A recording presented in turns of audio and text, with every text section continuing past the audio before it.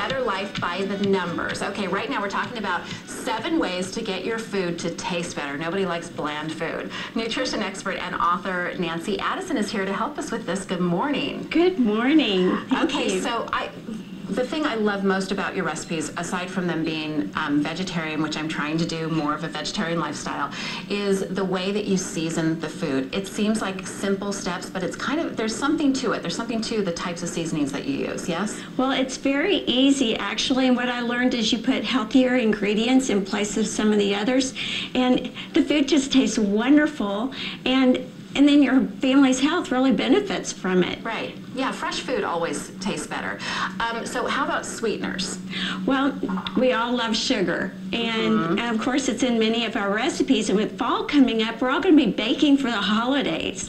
And so sweeteners is something that's very important for a lot of us. But sugar's so bad for you, Nancy. Like, the refined sugar is just awful for you, and the kids get addicted to it, and I feel like there has to be a better option, and this is? There are. In fact, I have a whole chapter in my book on healthy sugars and great alternatives. And one of my favorites is stevia, which is a plant-based sweetener from South America. Yeah. And one of the reasons I love it is it has no calories, and it will regulate your blood sugar. And it's really sweet, so you just add 1 drop for every teaspoon required, and so it's really very cost effective. I love it. And yeah, like you said, you just use a very small amount, because too much you get a little bit of a bitter taste, but well, and I think the powdered variety is more bitter, so I like the liquid better. Love that. And you can get that in really any, like a Whole Foods or health food store. Yes. You can buy it online. Okay, and then cooking with fresh herbs makes all the difference. Adding herbs immediately makes any dish taste better. And I love chopping up some parsley or cilantro and adding it to some of my salads or other dishes. And then, of course, basil is wonderful in a pesto or on pizzas. Oh, it's so good. And it's very easy to grow. And I smell some of this. This is so good. This is the cilantro. And, of course, you've got the great health benefits of the fresh herbs, and the dried herbs are wonderful, but the fresh herbs really add vibrancy to your dish. It's just not the same with the dried herbs. Okay, and then lemons. Oh, adding lemon or even lime juice to any of your dishes, sweet or sour, savory. What is it about adding a citrus that makes it so good? It adds a punch to your food. And of course it's easy and inexpensive, and many times I'll just take a lemon and squeeze lemon juice on my salad greens and use it instead of salad dressing.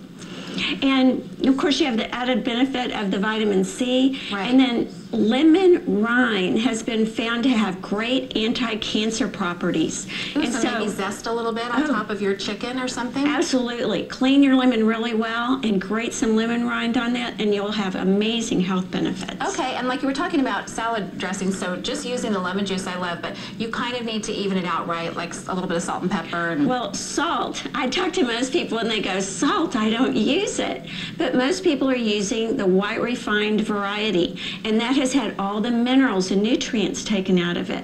Have you heard the word electrolyte? Yes. It's kind of everywhere. It's actually a fancy word for salt. Right. Well, what I use is a whole unrefined sea salt, and your sea salt should have color in it because that's the minerals. If it's white, and even if it says it's had all the minerals taken out. Well, the electrolytes are very important for our health. So adding the sea salt to your food actually makes the flavor pop, and it will also add all those minerals and nutrients to your food. Okay, and then quickly, this has to be garlic, yes?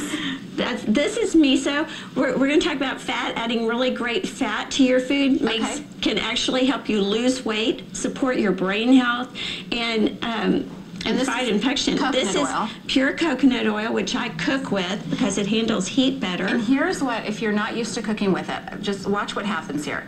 Like, it's hard, right? But then when you warm it up, it turns liquid. So you can cook with this, you can put it on your skin. It's like fantastic. I actually keep it in my bathroom and use it as a body lotion. I do too. I do too.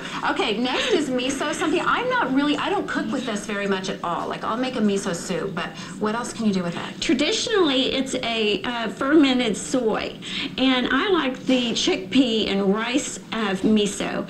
And since it's fermented, it has probiotics in it, which support your immune system. And I add it into my sauces fizz, and it just tastes awesome. It makes them very rich. And I can even add a teaspoon of this to hot water and make a really high protein pick-me-up soup in the afternoon. It's so good. It's Okay, really last delicious. thing quickly, this is curry powder, yes? Curry powder. Love it. Turmeric is one of the main ingredients in curry powder, and turmeric has been found to have great antibacterial and anti-cancer properties. Yes. So with winter coming on, it's a wonderful spice to add to your food to support your health. So add it to like your vegetable soup or anything really. Any of your stir fries. I like to put it in my quinoa, and it can turn a normal everyday dish into a spectacular gourmet delight. Yummy. Oh my gosh, it smells so good.